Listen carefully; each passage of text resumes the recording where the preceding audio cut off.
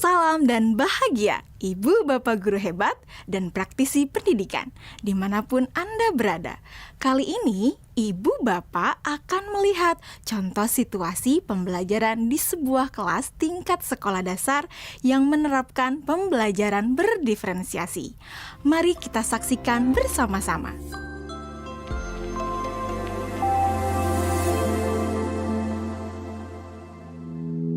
Organ tubuh manusia. Minggu ini, Pak Kasim ingin mengajar sebuah materi tentang cara kerja salah satu sistem organ tubuh manusia, yaitu sistem pencernaan. Adapun tujuan pembelajarannya adalah melalui diskusi kelompok dan penugasan mandiri. 1. Murid dapat menjelaskan fungsi organ pencernaan pada manusia. Kedua, murid dapat membuat model dan menunjukkan cara kerja sistem pencernaan manusia. Sebelum pembelajaran dilakukan, biasanya saya akan melihat tujuan pembelajaran atau target apa yang akan saya capai pada hari itu. Setelah itu, saya melihat data atau informasi terkait murid-murid saya untuk menentukan strategi pembelajaran yang tepat dan penilaian yang sesuai.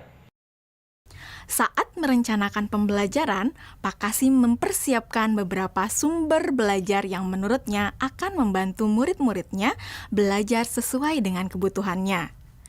Sumber daya belajar yang disiapkan diantaranya adalah sebuah poster, berbagai bacaan yang memuat pembahasan tentang bagaimana organ pencernaan bekerja dari beberapa sumber. Ada yang berupa beberapa buku bacaan dengan tingkat kesulitan berbeda-beda, artikel sederhana, mengunduh sebuah video singkat yang sesuai dengan apa yang ia ingin anak-anak pahami, membuat kartu-kartu pertanyaan untuk membantu murid mengkonstruksi sendiri pemahaman mereka tentang cara kerja sistem organ pencernaan dengan menjawab pertanyaan. Sumber belajar yang beragam ini tentunya tetap sesuai dengan tujuan pembelajaran yang ingin dicapai, atau dengan kata lain mengimplementasikan diferensiasi konten.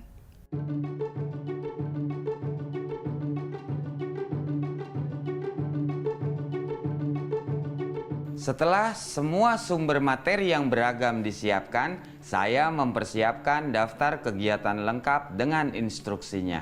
Misalnya, membaca buku atau artikel dan lain sebagainya, mengamati poster, mendiskusikannya, dan kemudian membuat ringkasan untuk menunjukkan pemahaman tentang isi poster tersebut. Menjawab kartu-kartu pertanyaan. Aktivitas-aktivitas tersebut walaupun berbeda-beda, namun semuanya bertujuan agar murid memahami cara kerja sistem pencernaan. Assalamualaikum. Bagaimana kabar kalian? Waalaikumsalam. Baik, Pak.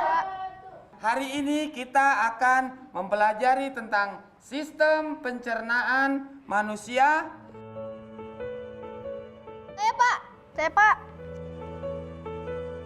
Di awal pembelajaran, Pak Kasim memberikan penjelasan kepada semua murid yang ada di kelasnya tentang tujuan pembelajaran dan konsep kunci yang ia ingin anak-anak kuasai. Lewat proses tanya jawab dan contoh-contoh, Pak Kasim memastikan bahwa murid-muridnya memahami apa yang dimaksud dengan sistem. Pak Kasim meminta murid-murid bekerja dalam kelompok. Untuk penugasan kali ini, Pak Kasim telah mengelompokkan murid berdasarkan tingkat kemampuan murid membaca. Hal ini karena tugas pertama yang harus dilakukan oleh setiap kelompok adalah membaca materi bacaan terlebih dulu. Teks yang dibaca tiap kelompok sesuai dengan kemampuan membaca mereka. Selama proses murid melakukan kegiatan, saya mengobservasi dan memantau pemahaman murid-murid. Saya mendatangi tiap kelompok, mengajukan pertanyaan, dan memberi pertanyaan lanjutan kepada murid-murid yang memerlukan bantuan atau perlu diberikan tantangan lebih. Saya juga membuat catatan-catatan penilaian selama proses ini.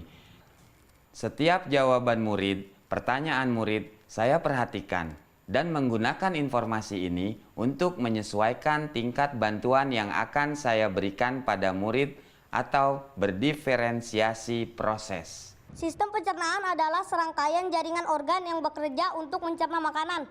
Organ pencernaan antara lain meliputi mulut, kerongkongan, lambung, usus kecil, usus besar, rektum, anus.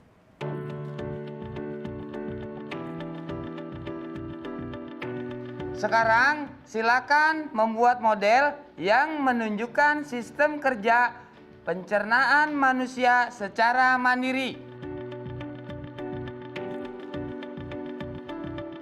Selama proses murid-murid membuat model sistem pencernaan, Pak Kasim berkeliling melihat pekerjaan murid untuk mengetahui sejauh mana pemahaman murid.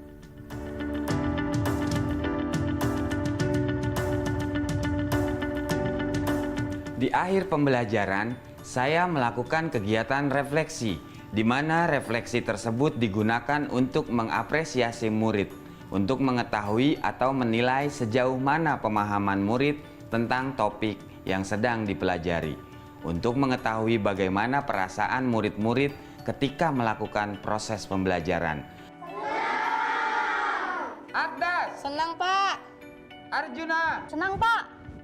dan tentunya semua ini dapat menjadi informasi bagi saya untuk mengembangkan proses pembelajaran selanjutnya.